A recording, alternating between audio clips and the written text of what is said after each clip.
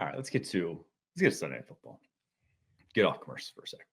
Where Texans take down the Chiefs in interesting fashion. They win 20-10. Big number from this one, 19.8. That was Patrick Mahomes' QBR from this game. Not only was the worst QBR in his career, obviously I think ESPN stat, it was so far and away the worst. His worst before this was 44.4. He goes 14 of 33 for 160 yards and 3 interceptions in this one. This game felt like, if you've seen Cars 3, you know the beginning where Jackson Storm is telling Lightning McQueen, like, enjoy a happy retirement. And you can hear, like, as Lightning McQueen tries to push to keep up with the younger cars, you hear the announcer go, McQueen is fading. And then all of a sudden he pops a tire and he does the little flip injury that Doc Hudson had, or Strip Weathers, the King, had in the first Cars movie. That's what this game felt like. It felt like the Chiefs were kind of fading. It felt like all the stuff that we know works for the Chiefs, it wasn't working. First of all, they were horrible against man coverage in this game. They were awful. In this game, Patrick Mahomes went 3 for 11 in man coverage. That is for the lowest completions that he's had in man coverage in a single game this season. It's tied for the lowest, actually, with the Jaguars. But he had 27.3% completion percentage. He had 17 yards against man coverage. And he also threw a pick.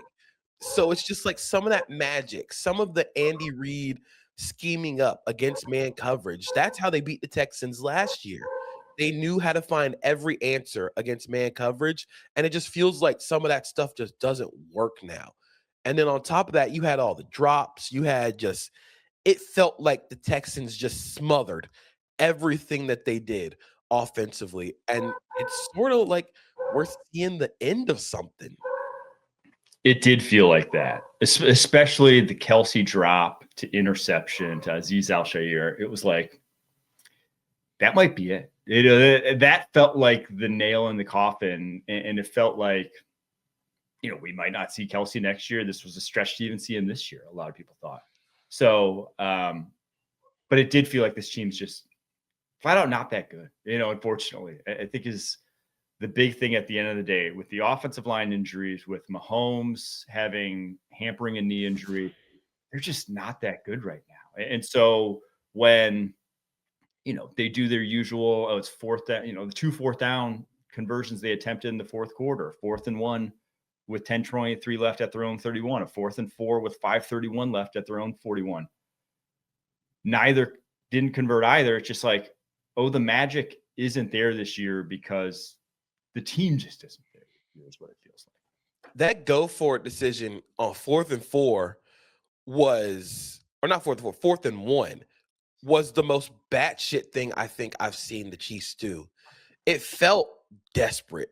Like, that's what I said after I saw, like, they're really desperate to try and go score now, which is crazy because I thought it was a bad decision. I thought they should have punted, even though, like, I am one of the most, like, you should go for it on anything like 4th and under 5 yards. But with the way the Texans offense was going and the way it was looking against the Chiefs defense, the fact that you went for it, and if you didn't get it, which they didn't, all the Texans needed was one good pass play and they're in field goal range.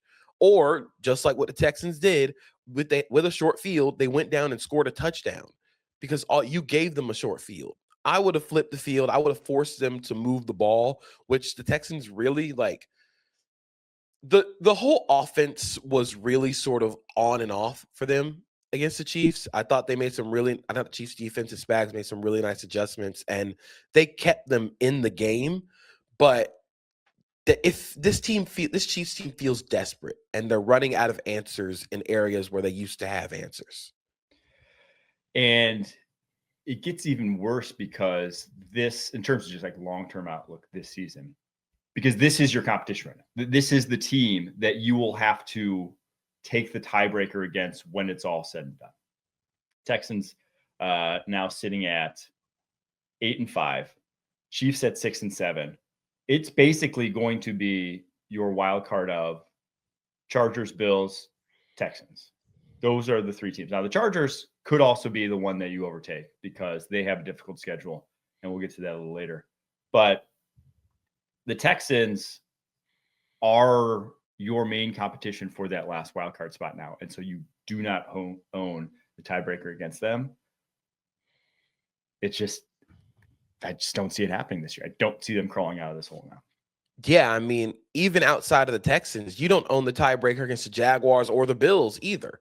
So if for any reason like the Texans overtake the Jaguars and win the South, you don't have the tiebreaker over the Jaguars because you lost on the stumble bum play. So you've put yourself, if you're the Chiefs, in such a deep hole that, man, it's going to be really tough to get yourself out of. I think at this point, they have like a 50% chance of even making the playoffs, even if they win out.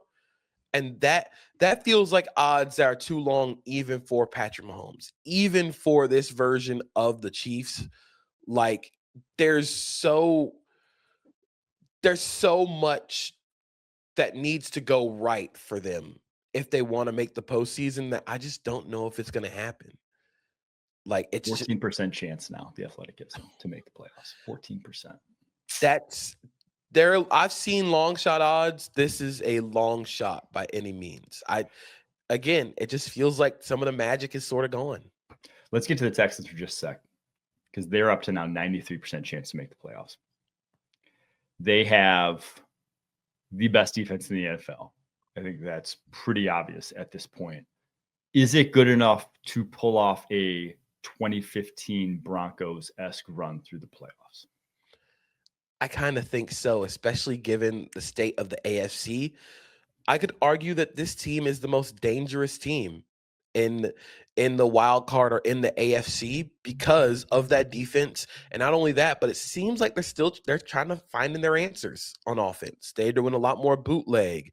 They're getting CJ Stroud out of the pocket more. And it just looks like CJ Stroud is starting to make some plays that we used to see him do in his rookie year and in his second year, even despite all the problems they have offensively. There's one where he's rolling out against pressure. Chris Jones had him like 3 times and couldn't get him, which is another sign of the Chiefs sort of like falling apart. Chris Jones doesn't get the sack, but he makes a great throw to Nico Collins. There's another one where like he's staring down the barrel of a blitz. He makes another great pass to Nico. And there are just opportunities where like we said going into the season that the Texans to win games, we're going to have to rely on defense and CJ to Nico. That if you could get like 2 big plays from them in a game, you could probably pull off a win. And that's exactly what happened. But I think Woody Marks had a pretty good day running. His box score is not going to look as sexy. He had like 63 yards on 23 carries, but he ran really hard. He had some nice plays in blitz pickup. I thought Ed Ingram and Trent Brown had a great day on the right side running the football. Whenever they needed a big play, they run behind Ed Ingram and Trent Brown, which nobody would have expected for them going into the season. But you just keep getting good plays from your young guys. I think Woody Marks has stood out. Jaden Higgins has stood out. They're finding out what they are offensively. And as long as you can get to 17 points with that defense, it should be fine. Yeah, I mean, the offensive line's still not great. CJ Stroud was pressured on 51.4% of his dropbacks. But on the flip side, pressured Mahomes on 51.2%, and they only blitzed 3 times all day long. The Texans might be the most like ethically and morally correct defense I've ever seen. Like they're not going to disguise coverages. They're not going to send a blitz. They're lining up with 4 and forcing you to block them. They're going to play man coverage. You beat us. That is how real football is played. Yeah. You line it up, put the ball out there. Let's see who's the better man. They are the ultimate. Our guys are better than your guys' defense. And week in and week out, their guys are better